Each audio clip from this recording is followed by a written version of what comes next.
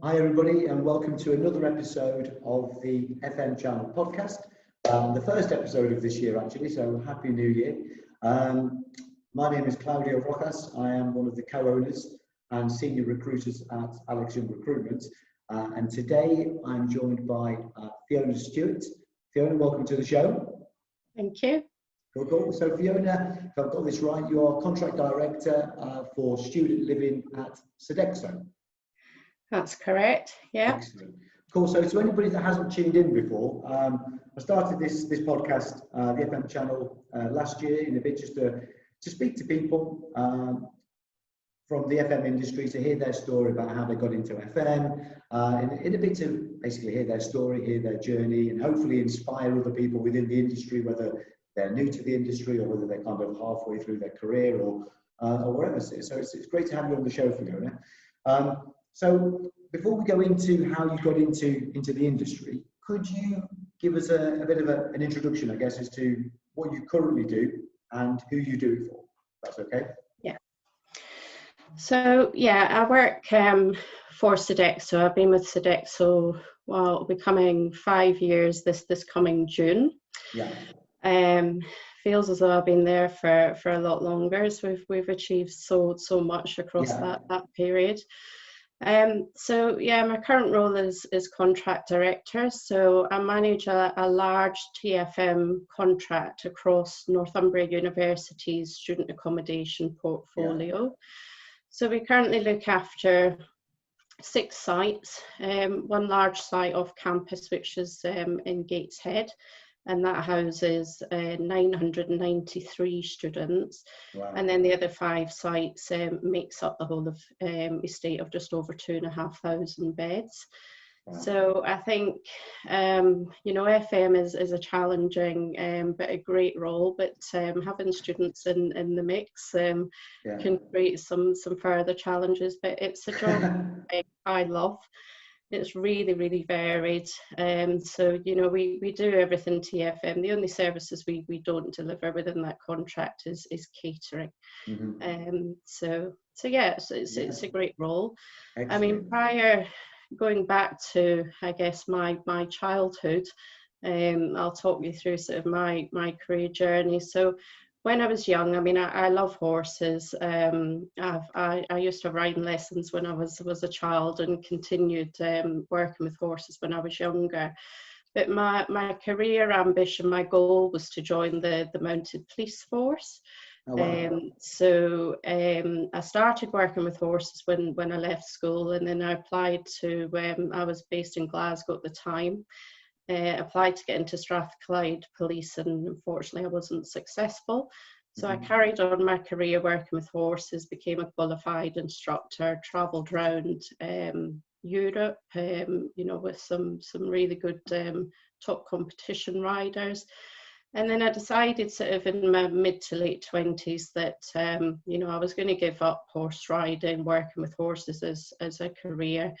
I wanted to, I guess, get a role that, I was going to go further in my career. I had big ambitions, and I could see working with horses. I wasn't going to make any money out of it, and it wasn't a long-term career by any means. So I actually went into social housing. So I worked in social housing for a bit.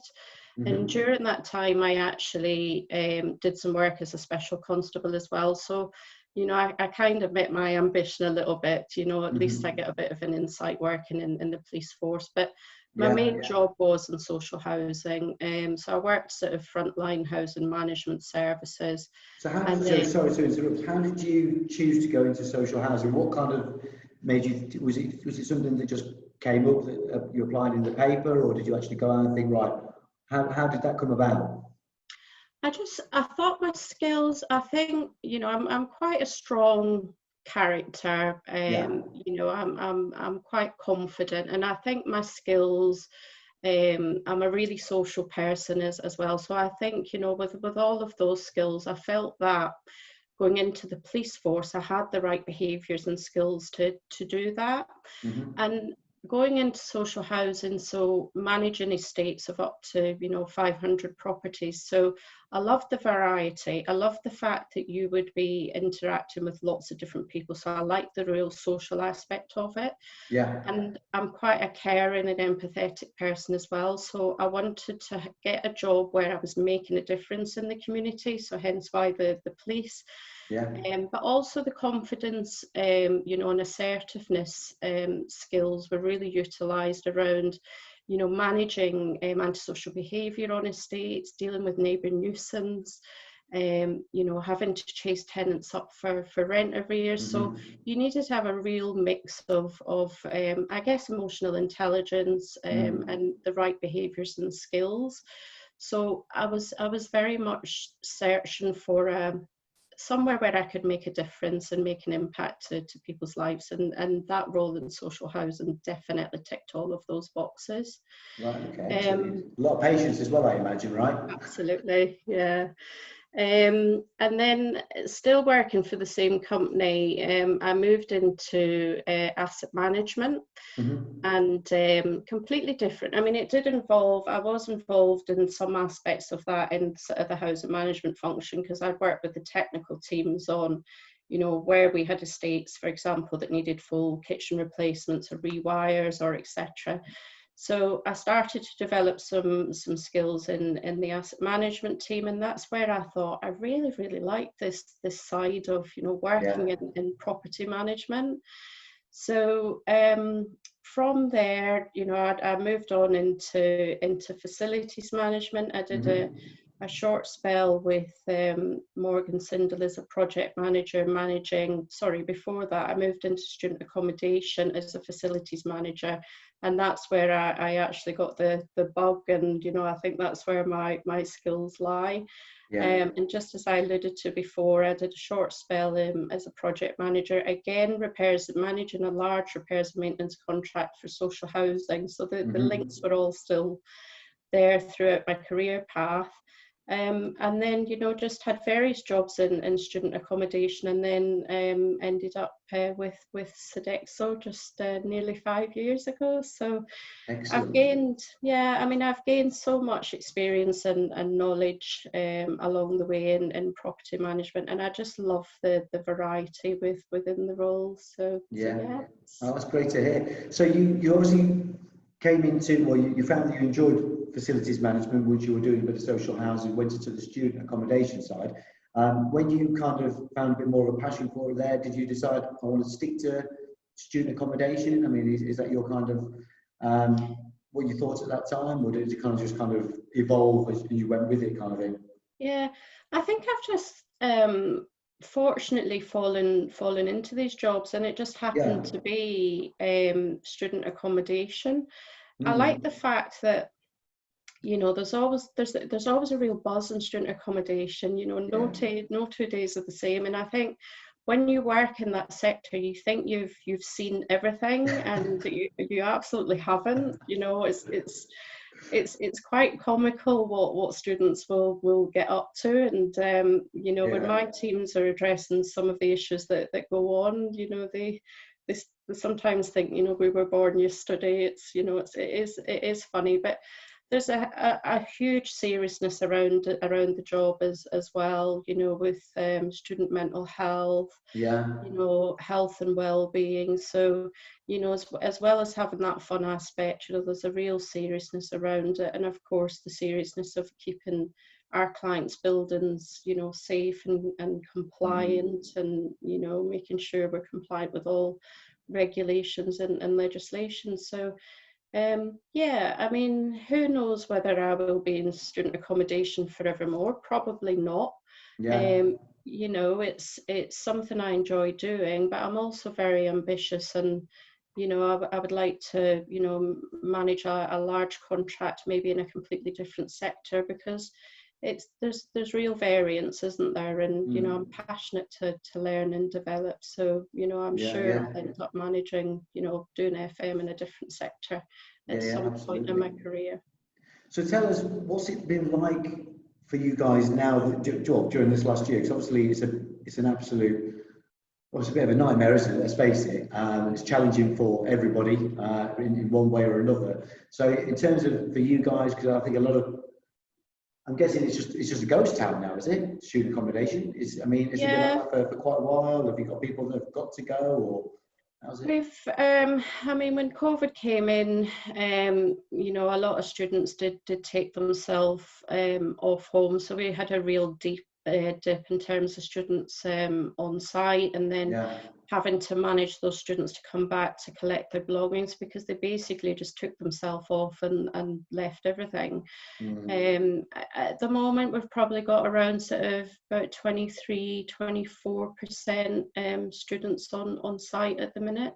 And they'll be a mix of, you know, students, UK students just not wanting to travel home, and we've also got some international students who can actually travel. Yeah. So we've got a real mix. But I think the positives, I think, you know, to take out of COVID is when COVID came in, you know, the nimbleness of my team to adapt to this new way of working, to support students, you know, who had been tested positive or were isolating, was phenomenal in terms of how we turned that around. So you know, just to give some examples of that, we are very fortunate to have Circles by Sodexo, which is a concierge service. Yeah.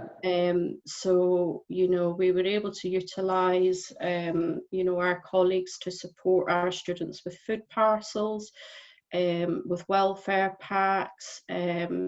We also set up a small telecentre to support the university in making welfare calls.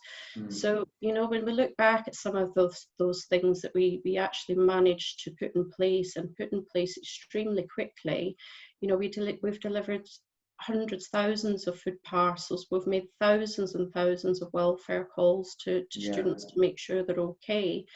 And that's been made such an impact because we've very quickly been able to signpost, you know, if we've spoken with students on the phone, if there is any welfare concerns, we've been very quick to be able to signpost, you know, those students to the right people to get the right support. Yeah. You know, I guess had we just sat there and not, you know, thought of this initiative and implemented that alongside the university, we could have had students, you know, really suffered in silence and maybe had really disastrous, you know, consequences. So there's so much I could talk about in terms of what we've done during COVID. I mean, it's been an awful time for everybody, but you know, in terms of the support that we, Sodexo, my team have put out there to, you know, has been phenomenal. So, and, you know, working for a large organisation, you know, we're one of the largest companies in the world. You know, we're not always the nimblest at doing things, but it just actually demonstrated, you know, that during this pandemic, how nimble we actually can be to make sure that the support is there and, you know, to really, really strengthen the partnership and demonstrate to our clients the capability of Sodexo. So, you know, there's been some great success stories for us, not only within the contract that I manage, but much wider than that as well. So that's amazing story, because I think that once upon a time FN was all about, you know, people would think that it's kind of behind the scenes, it's the maintenance of the building, and you know, it's kind of keeping stationary cupboards full and the loos clean. But now it's coming to into an era now where it's more than that. It's more about kind of mental health awareness, well-being in the workplace. And I mean, you guys have kind of, it sounds like you've done a really great job there with, it's, like you say, there'll be so many people that are suffering that who weren't able to go home. They've been able to help as well. That's amazing. It's really cool. I mean, the other thing we did, which, you know, fully funded by the university, which was fantastic, was to ensure that those students that couldn't travel home and were on site at Christmas, they got a really lovely Christmas hamper, which is, it was actually pulled together by the local Granger markets in Newcastle. Wow. And, you know, students were so, you know, overwhelmed that, you know, the university had taken the time to, you know, consider and, you know, really help and support those students on site by giving them a really nice like a nice little Christmas surprise. So there Yeah, was yeah. lots of positive That's feedback on amazing. that as well. So That's really yeah, cool. Cool. some So great just stuff. go back to your career. I know that you've won a couple of awards as well, haven't you? I have So indeed. yeah, yeah. So tell us about those. Is it two awards that you've won, I or more than have, that? yeah. Yeah, so 2018, I was successful in winning the PFM Account Director of the Year. And it was my manager that decided to put me forward for that award. And if I'm perfectly honest, winning awards never crossed my mind at all. It just wasn't something.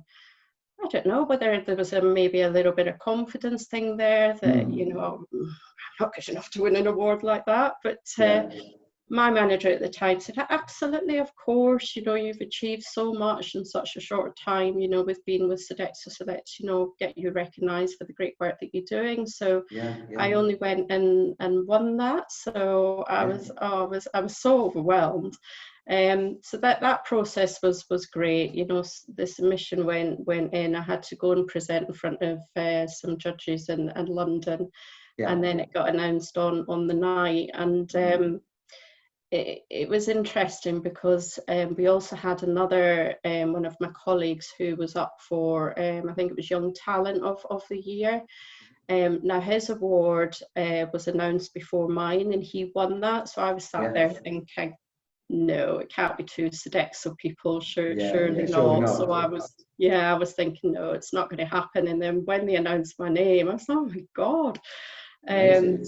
So that was fabulous. And then in 2019, again put forward for Manager of the Year for the IWFM Awards, and won that as well. So I couldn't believe, That's amazing. two, That's fantastic. yeah, I two was awards. going to ask you, and I think you've kind of already answered it. Because I always wondered how does that come about? Does the person that wins the award, do you kind of set out thinking, I'd like to be on that stage one day, I want to win that award, and set out for it, or it sounds like your boss basically just said we should put you forward for it because you've achieved so much, and you're like, all right, okay. So Yeah, it's just kind of that was certainly the case for the first award. And then we have internal discussions within Sodexo.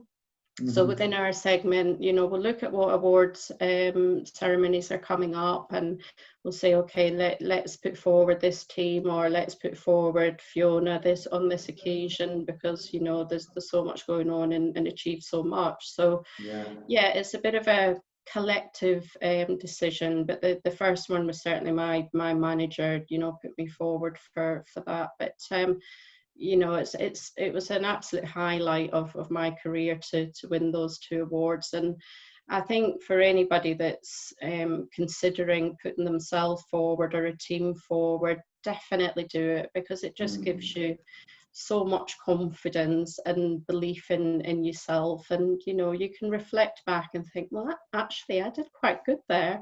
Yeah. So yeah, I would definitely do it. It really does help boost your confidence, and there's so many benefits to it as well. When we're tendering for bids, for example, we're able to showcase that we've got award-winning people and award-winning teams. So they do stand for a lot. You do get a lot of credibility from winning awards. So yeah, Yeah, no, my absolutely, no, I advice agree. is to do it. Yeah. Yeah, well done, good stuff. And so, just going again, get your opinion on how the industry has changed in your opinion. Sort of when you first entered the FM industry, when you started out in social housing, let's say, kind of were introduced to FM to now. How has FM changed in your opinion? Would you say? I think, I talk about our people a lot, and it's something I'm very passionate about. I Yeah. think, FM, I guess, with any sort of construction type job, it's a very male dominated industry. And I think there's been lots of changes around more females coming through as really good, strong facilities managers, and that's something that I'm passionate about. I'm actually part of an internal network within Sodexo called Sew Together, and it's very much about promoting more females into STEM roles. So I think there's been a difference and shift in getting better balance in terms of male and female facilities managers. I think the expectations from clients is changing as well, in terms of, you know, that whole added value piece, certainly within our sector. Lots of added value, lots of innovation, and they're certainly looking upon Sodexo and, you know, people that are managing contracts to continually bring, you know, innovation, changes, added value, you know, getting you know, cost efficiencies. There's lots and lots. There's always a drive for value for money, for sure. And I think if, as a company, if you're not able to offer that, you know, I don't think you're going to be up there winning bids. You've really got to demonstrate the whole social value piece, you know, value for money for sure, added value and innovation. So it's no longer about just managing buildings and making sure that, you know, we tick all the compliance boxes and make sure that they're safe and they're clean and they're secure, and that we deliver, you know, a good help desk service, for example. It's so much more than that now. You know, we've got to, you know, be presenting to our clients, you know, initiatives on sustainability. You know, it's massive. And I think the skill set to be able to do that and continually doing that is, it's got to be a special person, I always say. So to be a good facilities manager, I think you've got to have high levels of emotional intelligence, lots of drive, lots of passion, and be continually, your mind has got to be continually working all the time, just to make sure that you stay ahead of the game, because it's a real tough competitive market out there. And you've got to be able to demonstrate that it's not just FM and, you know, looking after buildings. It's so much more than that. And I think the soft skills, you know, is essential to the success of being a good FM. So I think it's certainly changing in that aspect. You know, it's not just servicing a boiler anymore. It's, you know, it's the most efficient boiler, you know, and all of that kind of great stuff, which I love, you know, and I'm fortunate I've got a team around me who have that drive and passion as well. So we're never standing still, we're never complacent, we're always looking to get the next best thing, and, you know, really create that strong partnership working with our clients as well. Cool. And just going back to what you said there about, you know, wanting to provide clients best value for money, innovation. Do you think that clients are coming around to that more now than before? Because I feel like in the past, I mean, I've been recruiting within this space since 2002, and over the years you've heard a lot that it's the cheapest contractor, the person that goes in with the cheapest bid wins, and obviously price does play a big part in it. But do you think that now clients are coming around to the fact that it shouldn't be given just to the cheapest? It should be, you know, there should be value-added innovation, especially now with, you know, technology and prop tech and different apps that one can use and that's being introduced into our industry. Do you feel that clients are coming around to that? It's not just about price? Absolutely. I mean, I've been involved. I support our sales team on new business opportunities as well. So, you know, the weighting within bids is much more around quality as well. Certainly, you know, as a service provider in the outsourcing world, you know, we've got to demonstrate to prospective clients, you know, they might be doing some great stuff, but it's about how we can actually demonstrate through our tender processes and dialogues, you know, how we can do it better and how we can do it better, more cost effectively as well. So for sure, that's what clients are wanting to see, because yes, you know, some businesses are outsourcing. They might outsource for different reasons, but ultimately it's to look at enhancing the service delivery and to make some cost efficiencies. So, you know, we've really got to be comprehensive in terms of how we demonstrate that, because, you know, if you can't, then you're not going to be in with a chance. And unfortunately, you know, through the great work that we do within our contracts in Sodexo, you know, we can demonstrate. that with ease, certainly in a lot of areas. So for sure, as you know, I go back to it's more than just maintaining a building nowadays. Yeah, excellent. Cool. Well, just before we finish off, it's been really interesting speaking to you, and you're clearly passionate and you love what you do. And I think I've found that with a lot of, well, everybody that I've met on this podcast, but I mean, over the years, interviewing clients and candidates, you do find that everybody wants to help. Customer service that people want to give is to go all that extra mile, and I think that's what makes people great at this job. What would your advice be to anybody who's just about to enter the FM industry? If you could maybe talk to yourself, you know, when you started out in social housing, what kind of advice would you give to somebody who's just starting out? I would absolutely be a sponge and take as much knowledge from, well, firstly surround yourself, you know, find out who those good people are, surround yourself with them, and sponge their knowledge from them, because as we know, FM is so varied. So, you know, you can be specialist within FM, or you can be, you know, a whole rounded individual and manage TFM contracts. So it's, I guess, understanding, you know, is it cleaning? You know, is that your thing? Is that your niche? Is that what you're going to be good at? And, you know, if it is soft services, then there's so much to learn and do. You know, and also, I mean, for people that love variety, having the whole TFM thing is what I love doing, because I don't like repetition. I like my days to be varied, but some people like a lot of structure in their days, and some people like to do the same things time and time again. So absolutely do it, you know, really embed yourself into the FM world, because there's so much learning to be had, and you know, you'll never ever stop learning in this sector. So absolutely go for it, and you know, and have a good time and fun along the way. Excellent. Fiona, it's been an absolute pleasure to speak to you. Really appreciate your time. I know you're busy, and listen, we'll thank you so much for your time. We'll catch up soon, and we'll leave it there. Yeah, it's my pleasure. Thanks for having me. No problem. Take care. All the best. Thank Bye-bye. you. Bye-bye.